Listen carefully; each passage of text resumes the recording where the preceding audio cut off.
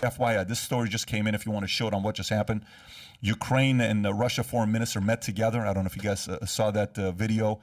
They had talks together. Nothing. There is no peace treaty. Nothing came out of it. Ukraine foreign minister says Russian officials live in their own reality after talks failed. If you want to go up so I can read this. Talks between Russia and Ukraine foreign minister and Turkey on Thursday ended in failure. The discussions between Lavrov and Kuleba lasted just an hour and a half. Ukraine foreign minister comments come after Russia's foreign minister earlier denied that Russian forces had targeted civilians by bombing a children's hospital and maternity ward on Wednesday. So here's the good, here's the bad. What's the good? At least they faced off and they had a meeting, which is good, okay?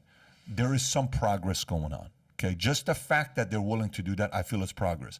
Negotiations, sometimes you don't get it done the first time or the second time around. But they were able to get together. Does this mean it's over and Putin's going to say, okay, guys, let's just kind of, don't worry about it. It's okay, I'm over it. We know that's not the kind of guy he is. He's going to continue.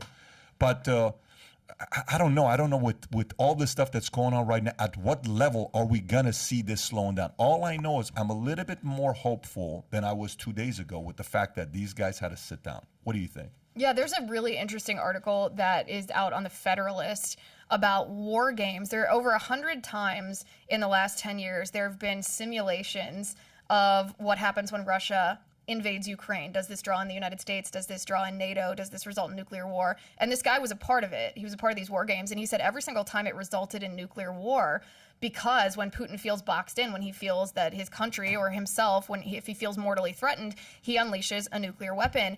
And this article to me was really eye-opening. I actually pondered it. It was in my mind for 2 or 3 days because I had been a little more on the, wow, Zelensky's really courageous. He's staying there. He's staying in his office. The people are being, the resistance is amazing. The propaganda I forgive him for because that's the new kind of war, right? And it made me actually rethink my view on Zelensky's strategy and how it's agitating the world. And the reason I use the word agitating is because I had used the word rallying. He's rallying the world behind his cause on behalf of the Ukrainian people against Putin, who's obviously evil and doing a bad thing. And after I read this article, I thought actually what he's doing is he's agitating the world and the reason for that is because he wants people, meaning voters, us, America specifically, and Europe, he wants the people to have an emotional connection to the Ukrainian people so that we pressure our lawmakers to give him what he needs. But if you read this Federalist piece, and it talks about what specifically tips Putin over the edge to a nuclear war. Just the slightest, a no-fly zone, tips Putin over into a nuclear war. Certain weapons tip Putin over into a nuclear war because he doesn't want to be struck first. And it made me think the United States should be very, very careful. We obviously should condemn Putin. Of course, he's evil and he shouldn't be doing what he's doing. But we should be very, very cautious and very skeptical of what Zelensky, the operation that he is waging against us, or trying to get our approval, because things as simple as words or those jets offense Putin. Offense Putin to the point that he feels mortally threatened. And I was very encouraged. I actually think Zelensky should consider the deal that the Kremlin offered him. They said, acknowledge that Crimea is Russian and acknowledge that these separatist regions are independent, and put in your constitution that you won't get into NATO or the EU, and the words from the Kremlin were, this will all stop in a minute. If I were Zelensky, I'd seriously consider that. Well, it sounds like he is. I think he made a couple comments that basically he's not interested in joining NATO. What's the quote that he said? Yeah, that was just yesterday, I think. Exactly. He has cooled. He's cooled on that, Yeah. and they're open to those regions, from Russian-backed separatists rejoining the Russian Federation, what have you. But you got to hand it to the guy, man. I mean, the world is rallying around this guy, and I think it's only going to get worse for the Russian economy. I think they're going to default on their loans. What's that story, if you want to cover that? Morgan Stanley. Well, just real quick, we got a pretty good, interesting comment in here, and a lot of people echo this. It's from a guy named Critic Geek. And Adam, it's all officially your fault. I just wanted to let you know. It's all Adam's fault. It's all Adam's fault. Why does Tyler have a mic sometimes? Makes a lot of sense. I mean, it does point back to one person. It's not Adam, but it points back to Biden. I mean, this could all have been avoided. None of this had happened. That's why I recommend to Zelensky that he consider this. It's not because it's a good deal. It's not. No one wants to give up part of their self-determination, their autonomy, or their democracy. But it's because we're in this lose-lose situation. The binary options both are terrible. And the reason we're in that binary choice is because of decisions made by Joe Biden. What should Biden have done differently? He should have in regards to this. he should have continued the sanctions on the Nord Stream 2 pipeline. That's probably the single thing that could have prevented this the most. He also should have not been relying on Russian oil. He should have continued the United States' path towards energy independence. Those two things, I mean, that's really the leverage that Putin has. Those two things, Putin cares about his profit. He cares about his pocketbook, just like everybody does. And if you threaten that, that's also his leverage for controlling the response from European nations. So Biden really just could have done those two or three things, and this could have been prevented. So the Morgan Stanley story we're talking about is a fortune story. It says Russia could default as soon as next month. Morgan Stanley says Russia's economy is so weak that it may have to default on its foreign debt soon, with analysts comparing it to Venezuela. In a note on Monday, Simon Waver, Morgan Stanley's global head of emergency market sovereign credit strategy, warned that Russia's economy was inching perilously close to default territory as the West imposes sanctions and talks of a recession mount. We see a default as most likely scenario, Waver said, predicting that the default may occur on as early as April 15th, a date that will mark the end of 30-day grace period on coupon payments that the Russian government owes on dollar bonds. In case of default, it is unlikely to be a normal one, with Venezuela instead perhaps the most relevant comparison. What does a default do to Russia? I mean, the guy's making a threat saying, I'll take it to $300 instead of what it is today. You want to do a default with us? They're just going to make it. 40% of you is still relying on these guys with gas. Do you really think this default is real threat to Russia? No. I don't think so either. No, the sanctions go one way, not I'm not going to pay you next month. It doesn't work. It doesn't work that way. I read a very interesting book called, The Next Tsar. And it's a story about Putin, and it's very, very interesting when you read about it. You read about where he went up and where his education was. And one of the things is he is employing czar thinking. And part of the czar thinking is, military imperialism and rebuilding. But the other part of czar thinking is zero endgame. I mean, the czars were literally unafraid of their own mortality or fatality. And that is the character flaw that was in the czars. And so when I read this and what you talk about, what you were just talking about just now, Liz, I mean, it lines up. Beware the guy that really isn't concerned about the end game the way you think of an end game. Yeah, but at what point does Putin, like we're saying that it's Biden's fault? Okay, maybe there's parts of it that it is, but at what point does Putin have to accept responsibility that attacking Ukraine and invading Ukraine is basically crumbling and dismantling the Russian economy? Inflation has reached double digits by far. Interest rates are 20% at this point. The ruble is crumbling, is worth a penny. You can't use your MasterCard, ATM, or Visa, Amex.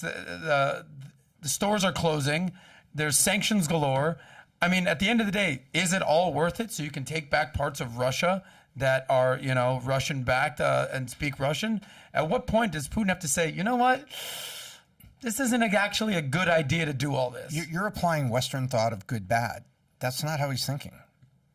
I'm sorry. I mean, is your economy crumbling and your ruble crumbling a Western philosophy?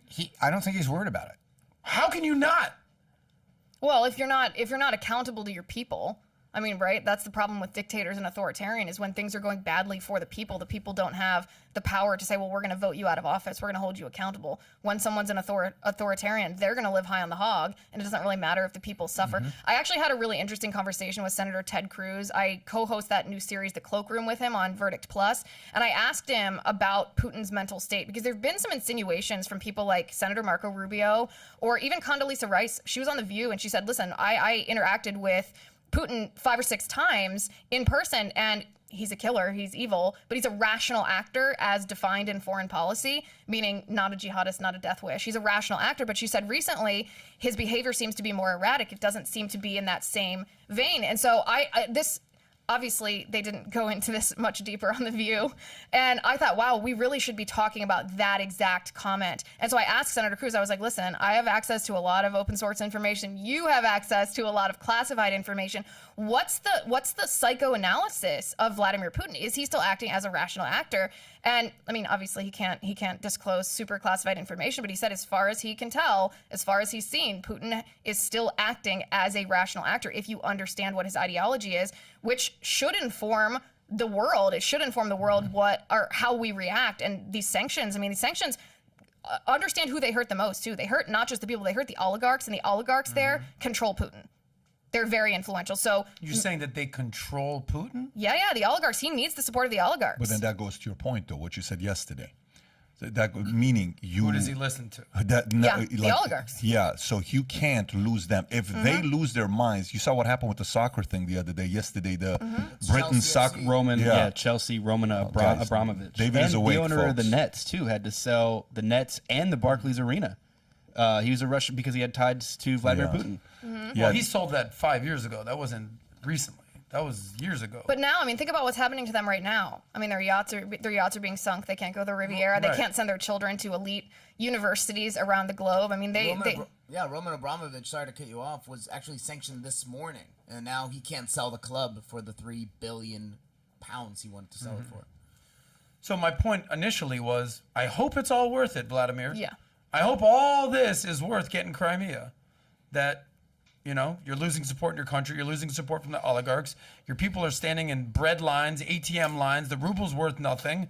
But hey, you got a little more territory. I think the whole thing, the strategy is what? Outwork, out-improve, out-strategize. But what's the last one?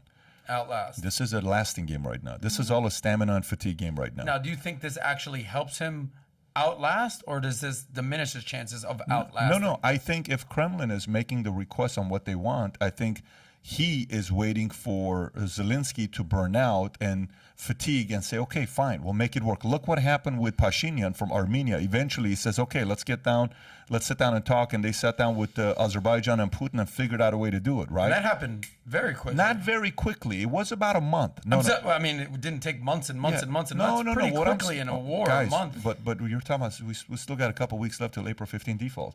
So this guy has a timeline. In his mind, he's thinking, I'm going to go till this day. Like, this is not a meeting. It's like, what do they say? Go. This is a meeting of 40 moves ahead of what we're going to. If this guy says this is the plan. If that guy says this is the plan. If that guy says this, start this, press this, send this guy to call, send this, call the media on this, shut this thing down. If media, this is a months and months, maybe years strategy of what to do in this moment. That's all it is. I don't think they're winging it. A default is basically when you just don't make your payments, right? You I default think on he your has. loan. I think he has a time in his head. Do you think, that's my question, do you think he's actually concerned about this April 15th deadline? I don't think which it's the April ironically is tax 15th. day? I'm just giving the date that Morgan Stanley gives. I Right. just think he has a date The on his default date, I'm saying, is do you think he's concerned about No, that? he don't. That's not. If they go back to communism, the people in that country is like, what are you talking about? Just 30 years ago to communism. What are you guys complaining about? But I'm saying this that he's thinking this. I'm not saying it as I'm saying it. That's how he processes that. You know what? On International Women's Day, he said, "Hey, on International Women's Day, this is a great opportunity for us to recognize our men that are at war." Did he really This is say his that? mentality. On International You're Women's talking Day. about a different guy. Exactly. This It's is the International Women's Day. So if you enjoyed this little segment from the podcast, click over here to watch the entire podcast. And if you've not subscribed to the channel, please do so. Take care, everybody.